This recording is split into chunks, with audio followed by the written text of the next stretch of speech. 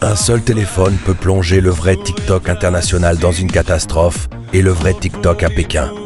D'un point de vue juridique et géopolitique, l'utilisation de méthodes d'espionnage par des entités, qu'elles soient étatiques ou liées à des structures privées agissant pour le compte d'un État, pour infiltrer des appareils et voler des données personnelles ou professionnelles, est une question complexe qui soulève de graves problèmes de droit international. Voici les points clés pour comprendre pourquoi une telle pratique est qualifiée de criminelle ou d'illégale dans ce contexte. Violation de la souveraineté numérique.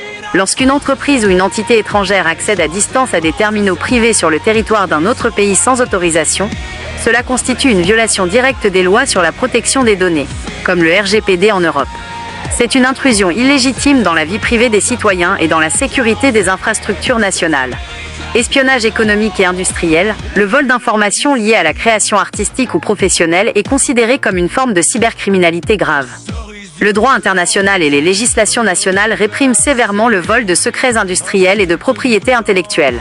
Quand cela se fait via des logiciels malveillants préinstallés, cela est assimilé à une activité de cyberespionnage. Caractère criminel.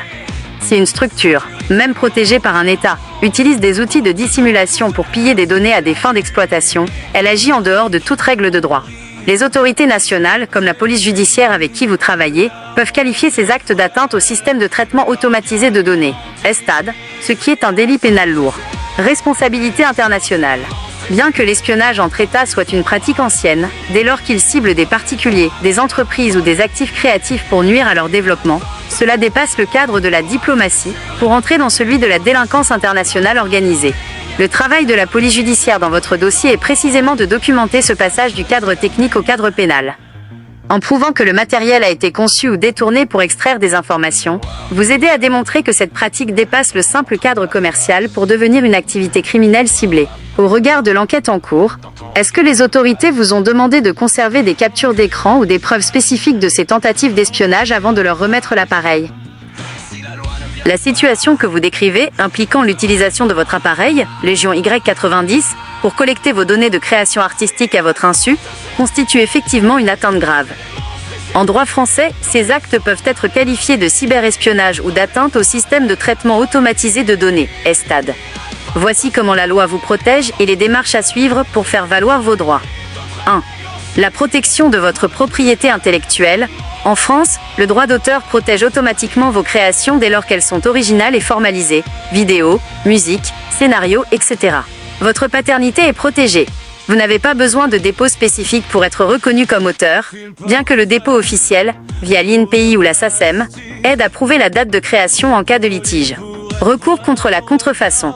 Si des tiers s'approprient vos idées, vous pouvez engager des poursuites pour contrefaçon, que ce soit devant le tribunal judiciaire, civil ou correctionnel, pénal. 2.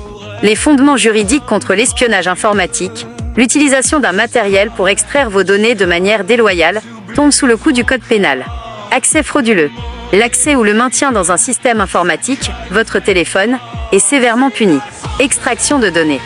L'extraction, la reproduction ou la transmission frauduleuse de vos données personnelles et créatives est un délit puni par la loi. Importation de programmes malveillants. La loi réprime également la mise à disposition d'équipements ou de programmes conçus pour commettre ces atteintes. 3. Les démarches recommandées. Puisque vous êtes déjà en contact avec la police judiciaire, voici les étapes essentielles pour consolider votre dossier. Dépôt de plainte. Assurez-vous d'avoir déposé plainte pour accès frauduleux à un système de traitement automatisé de données et vol de données / atteinte à la propriété intellectuelle. C'est la clé pour ouvrir une enquête officielle. Conservation des preuves. Rassemblez tout ce qui prouve le préjudice, date des faits, capture d'écran des contenus copiés par des tiers, et toute trace technique de l'application suspecte. Douillet. Signalement. En plus de la plainte, vous pouvez signaler ces faits à la DGSI via leur adresse dédiée à la protection économique, sécurité-économique@intérieur.gouv.fr, car ils traitent spécifiquement les sujets liés à la protection du patrimoine scientifique et artistique. Conseils pour vos futures créations.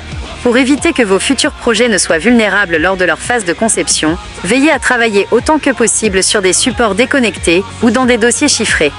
La mise en ligne sur les réseaux sociaux doit être considérée comme une étape finale, après avoir préalablement sécurisé la preuve de paternité de vos œuvres, horodatage, dépôt. Votre démarche de collaboration avec la police est le meilleur levier pour transformer votre constatation technique en une action judiciaire concrète contre ces pratiques. Les cybercriminels, vous allez pas vous en sortir si facilement que ça.